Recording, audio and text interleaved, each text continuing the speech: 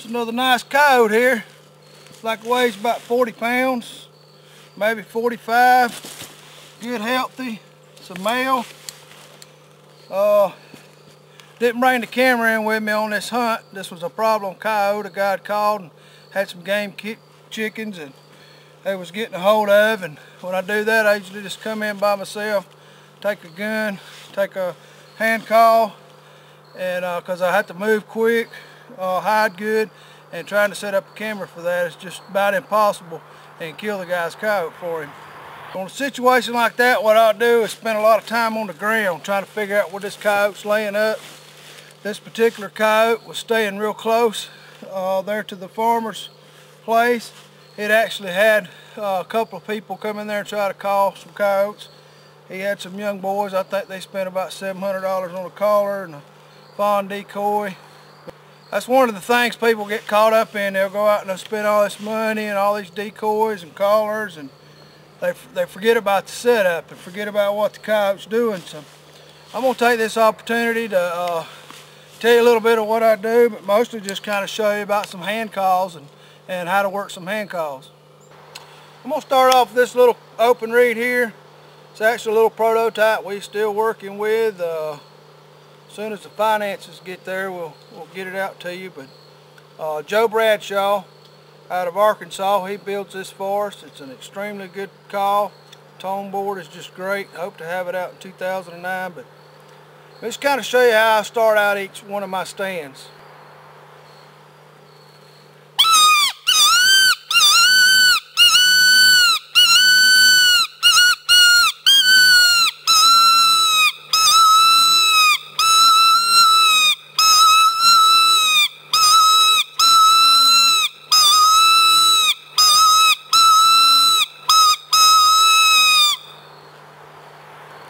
It's just a real simple high-pitched sound.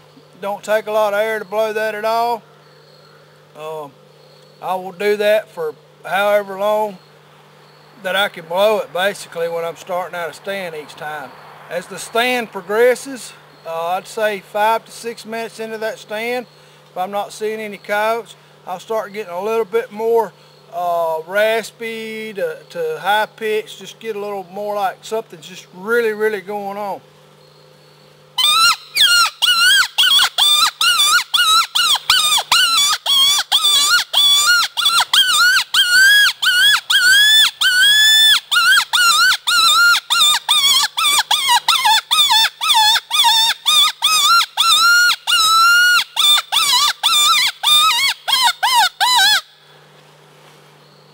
Same thing there. I'll do it to basically I'll give out a breath and I'll stop for a minute or two and then start back. Now, if I'm in some real thick woods that are just extremely thick and I need to get that sound in there, I want a little bit more raspier sound, because a thick raspy sound will penetrate into the thick a little bit better.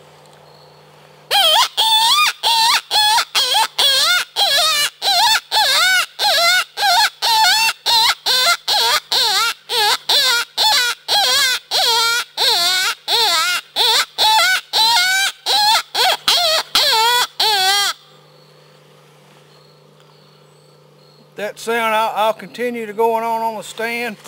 There's just so many people asked how long for this and that. There's really no set way.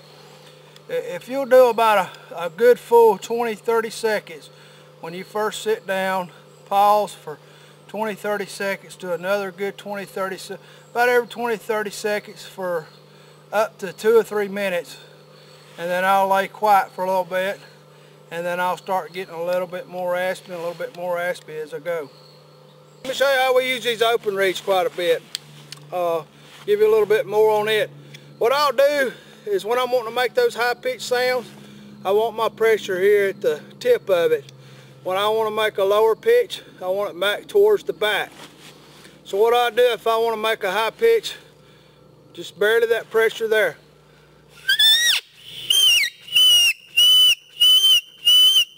Just practice like that, an even blow, a lower pitch. Alright, then to kind of mix it up, flutter your tongue while you're blowing that high pitch.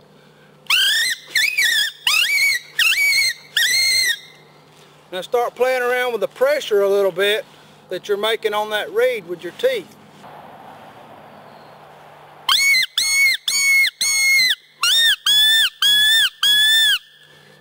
Just by the different pressure applying from one side to the other, back and forth 1/4 of an inch makes a lot of difference. Same way with the back side.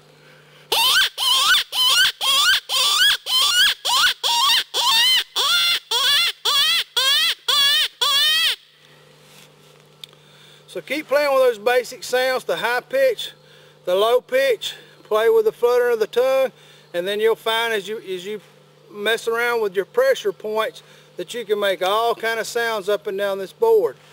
Now when I'm doing a howl with an open reed call, I start off at the back with pressure here, and then I will move my teeth further down that as I'm blowing to go from a low like rumble all the way to a high pitch. I'm going to do that here.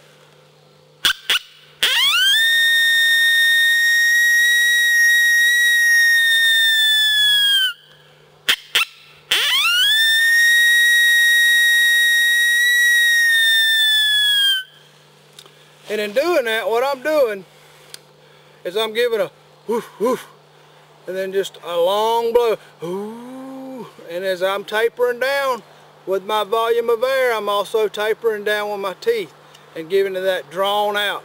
When you're drawing it out, you can make that howl just as long as you have the air in your lungs. It can continue blowing that howl.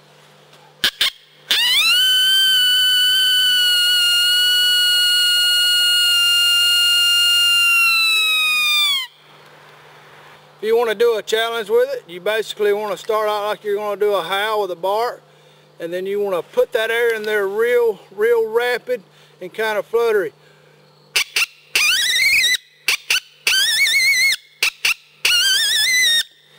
What you're using is your diaphragm each time with that.